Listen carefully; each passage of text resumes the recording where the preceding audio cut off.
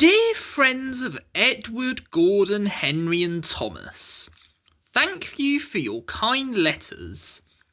Here is the new book for which you asked.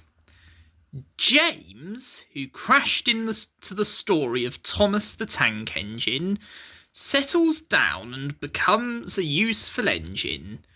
We are nationalised now, but the same engines still work for the region. And I am glad too to tell you that the Fat Director, who understands our friends' ways, is still in charge, but is now the Fat Controller. I hope you will enjoy this book too. The Author. James and the Top Hat.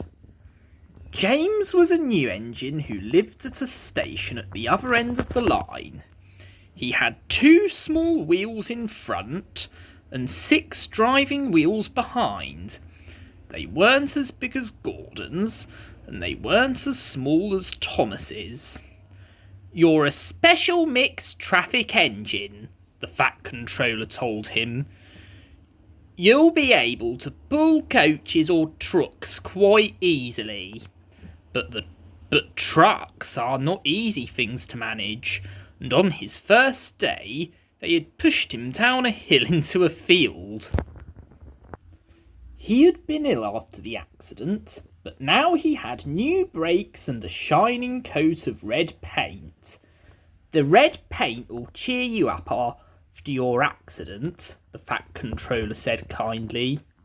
"You are to pull coaches today, and Edward shall help you." They went together to find the coaches. "Be careful with the coaches, James," said Edward. "They don't like being bumped. Trucks are silly and noisy. They need to be bumped and taught to behave. But coaches will get cross and pay you out." They took the coaches to the platform and were both coupled in front. The Fat Controller, the station master, and some little boys came to admire James's shining rods and red paint. James was pleased. I am a really splendid engine," he thought, and suddenly let off steam. Whoosh! The Fat Controller, the station master, and the guard all jumped, and a shower of water fell on the Fat Controller's nice new top hat. And just when the whistle blew and James thought they had better go, so they went. Go on," he puffed to Edward. Don't push," puffed Edward, for he did not like starting quickly. Don't go so fast," grumbled the coaches.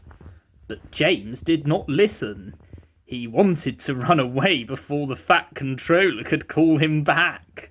He didn't even want to stop at the first station. Edward tried hard to stop, but 2 coaches in front were beyond the platform before they stopped, and they had to go back to let the passengers get out.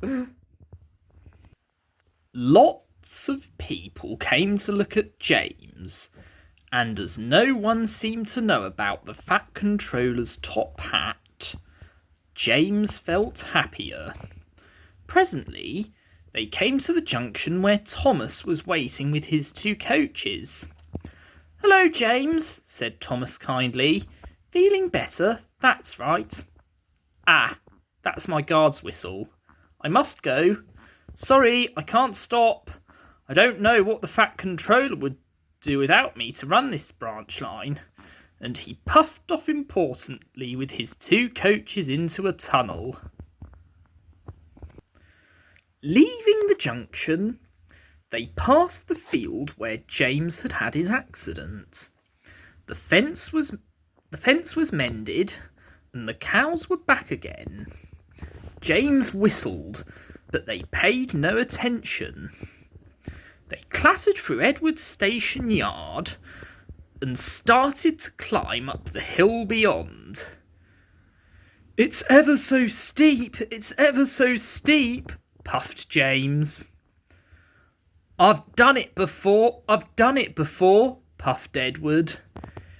"It's steep, but we'll do it, it's steep, but we'll do it," the two engines puffed together as they pulled the train up the long hill. They both rested at the next station. Edward told James how Gordon had stuck on the hill and he had to push him up. James laughed so much that he got hiccoughs and surprised an old lady in a black bonnet. She dropped all her parcels, and 3 porters, the guard, and the station master had to run after her, picking them up. James was quiet in the shed that night. He had enjoyed his day, but he was a little afraid of what the Fat Controller would say about the top hat.